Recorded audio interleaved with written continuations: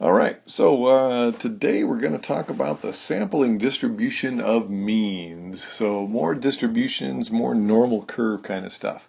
I'm going to go through these concepts fairly quickly because they're already on the lecture slides or the lecture notes.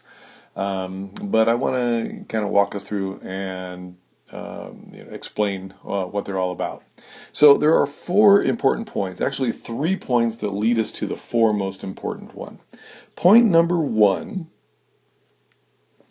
is that in statistics, all samples are assumed to be random. And random means that everybody in the population of interest to the researcher has a known and equal chance of being selected. So if there were 500 people in the population of interest, then everybody has a 1 in 500 chance of being selected. If there were 10 million people in the population of interest, then there's a 1 in 10 million chance of being selected. That is, everybody's name was put into the hat, the names were all mixed up, and a name was drawn, and then another name was drawn, and another name was drawn. Everybody has an equal chance of being selected. Once you were selected, that selection has no impact or influence on who else is selected. That is, all samples are independent of one another. And because of this, that means if we were to do samples, let's say, we had 10 million people in a population, and I drew a sample of 50 people. If I were to repeat those samples of 50 people, all combinations of individuals from the population are completely possible. I draw 50 people, I put all their names back in the hat, I randomly draw another. Sometimes some of those people will be repeated, sometimes they won't. The point is, all combinations are possible in a truly random sample, and that's what's assumed in statistics. Okay, so, assumption number two, or point number two. All samples have some degree of error in them. In other words, if I had a population of, well, we'll just take this class. Say there are 30 people in the class. The average grade, the average exam score in the class was whatever it was. We'll say 65. If I draw 5 people at random from that class of 30, would you expect the average grade of those 5 to be exactly the same as that of the population? Hopefully you said no, and the reason for that is it's just the luck of the draw. Maybe I drew a couple of people who did really well on the exam, and the average of that sample will be a little bit higher. Or maybe I drew 1 or 2 people who really got caught off guard on the exam, and their average will be a little bit lower. Well, the difference between my sample average and the population average from a statistical standpoint is called sampling error. And all samples are going to have some degree of error. They're not expected to match the population mean identically. So all possible combinations of a random sample are possible, and all samples will have some degree of error. Okay, point 3. If we were to take that infinite number of repeated samples from the same population, so we draw 5 people from the class, calculate their mean, write it down. Throw those names back in the hat, draw another 5 people at random, calculate their mean, put it down, and do that over and over and over again. So what we end up with is a large collection of means. If we do that and then are to make a frequency distribution of those means, the averages of the sample, we will end up with a distribution that is normal. Okay? No matter what. That's just, we can show that over and over again through computer modeling, that repeated samples taken from a population will end up with a frequency distribution that is normal. And which this will finally lead us to our fourth point. This fourth point is the central limit theorem. Extremely important, something you want to commit to memory. If we were to draw a repeated number of random samples from the population, recognizing that all combinations are possible, recognizing that all of these samples are going to have some degree of error in them, so there will be variability above the mean and below the mean of the population. We recognize that that distribution is going to have a normal curve, and the mean of that distribution will be mu. In other words, the mean of all of the means drawn from a sample is going to equal the mean of the population. And that distribution will have its own standard deviation. That is, the average amount that scores vary above and below the mean. The term for that is called the standard error of the mean. So a standard deviation is the average amount that scores will differ from the mean of the sample or population that they were drawn from. The standard error of the mean is the average amount that sample means will differ from the repeated number of samples drawn from a population. Now the formula for the standard error of the mean, which is symbolized by sigma sub x bar, is the standard deviation of the population divided by the square root of sample size, or n. So notice what that means. If we have a fairly small sample, then the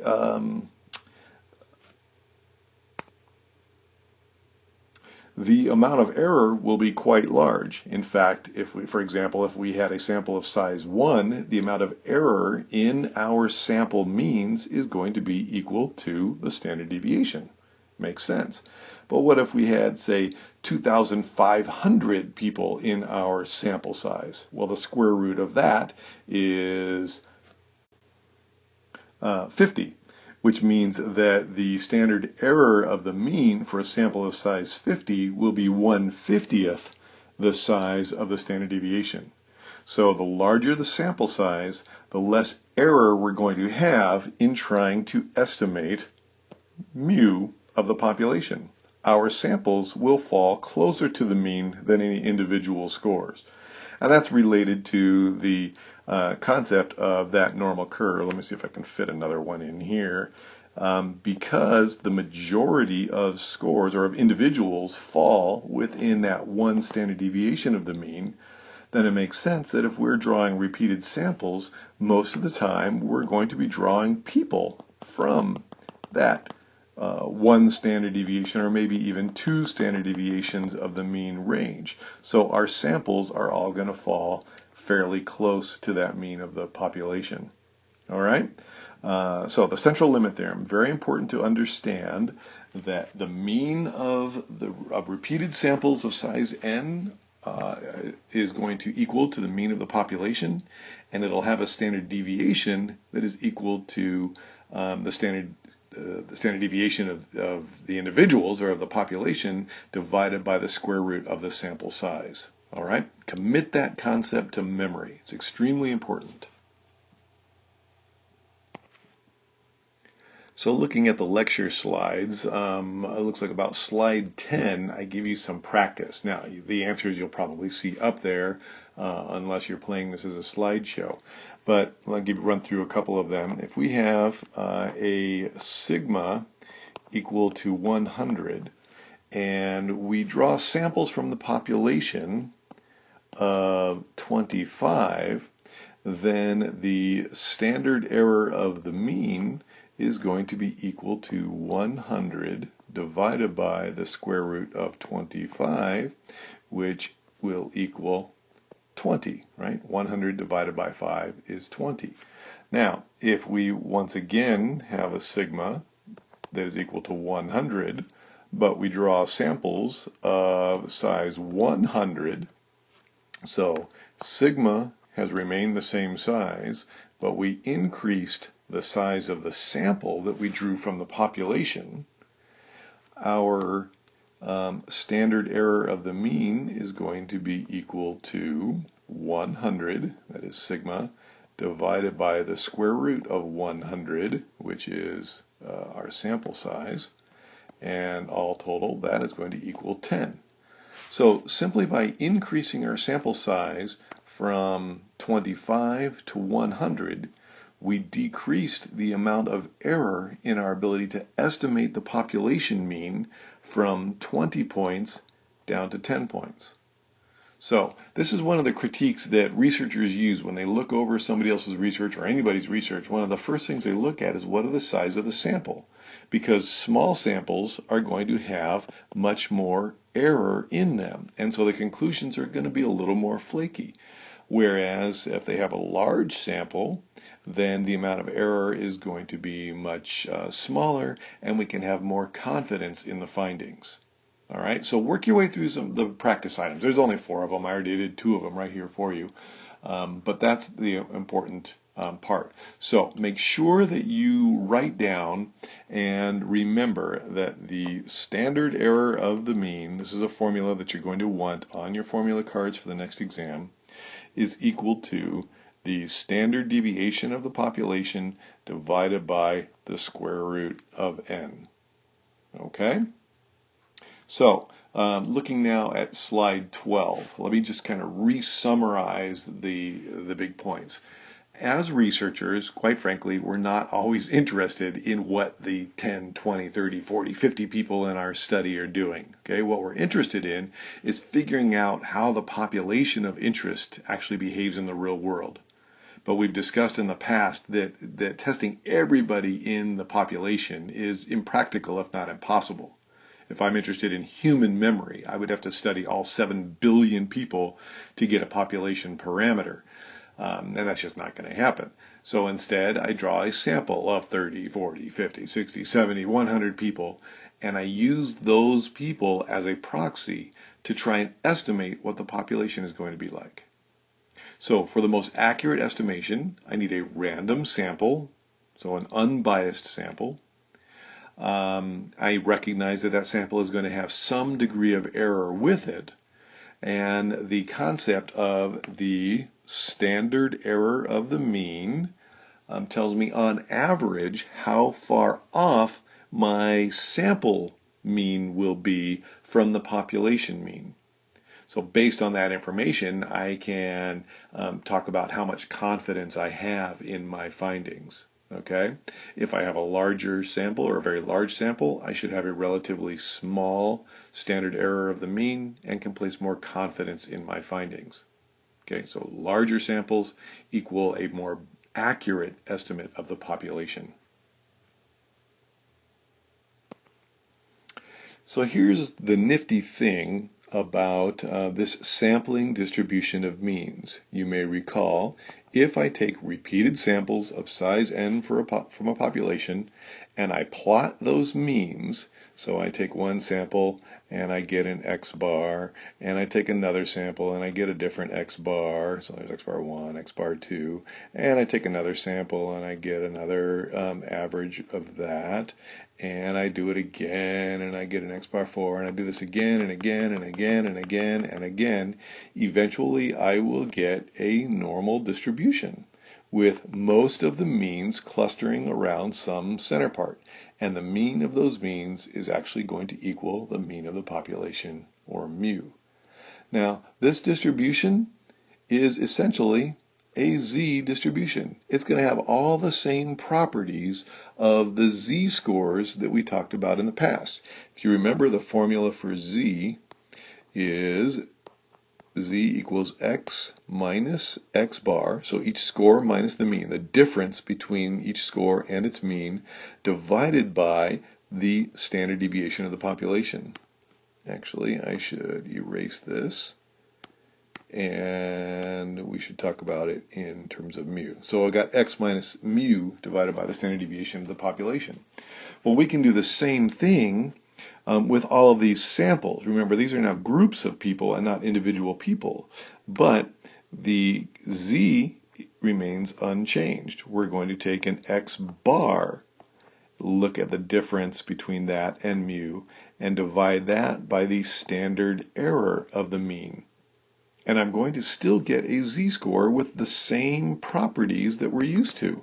We're going to have plus 1 standard error of the mean, and we're going to have minus 1 standard error of the mean, and we're going to have plus 2 standard errors of the mean, and we're going to have minus 2, etc., etc. And what percent of the sample means will fall between minus 1 and plus 1 standard errors? The exact same thing that we see with individual z-scores, that is 68% of the scores. What percent falls within 2 standard errors of the mean? 95% of the sample means will fall within 2 standard errors of the mean, and so on and so forth.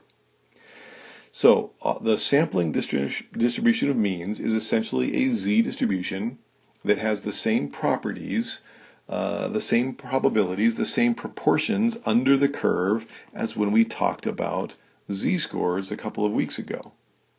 So now that we know this, we can use this information to develop probability statements. We talked about probabilities last week. Instead of talking about what proportion falls under the curve, we're going to be able to ask the question or answer the question, what is the probability that I will draw a sample of size 50 and get a mean equal to whatever? I can calculate a z-score and say it's 1.5, oops, that's a 5, equals z. I can then look up in the z table and find out the probability of finding a score at least that far out. And I can then make a decision about how rare or common that is. Now, it's not an important part of this lecture, but how we're going to use that in the future is because 95% of the scores should fall within 1 standard error of the mean, and 95% should fall within 2 standard errors of the mean, if I were to conduct some research and I manipulate an independent variable and my sample results in a mean that is way out in some extreme range, like way out in this small tail, or maybe way down in this tail, I can check through that z-table and find out the probability. What is the probability, given this distribution, that I would find a group of people who are all so extreme that their average score fell 2 or 3 or 4 standard errors of the mean away from the mean of the population? And if it is extremely rare, because it falls in this extreme tail, I'm inclined to say it's just not likely that they came from this population. It is more likely that there's some other distribution out here where they fell much closer in that 68 or 95% range. And so I say my manipulation means that they came from an actually different population. Like I said, I'm just sort of foreshadowing what we're going to be doing down the road, but that's how the sampling distribution of means and the z-table is used. It allows us to make probability estimates. When we draw a sample, we can figure out how likely it is they came from the general population versus the population who received my manipulation, whatever my independent variable was in the experiment. Okay, hopefully that's starting to make sense, but read the book chapter, look through my lecture notes, and ask me any questions if you are unclear about what that means.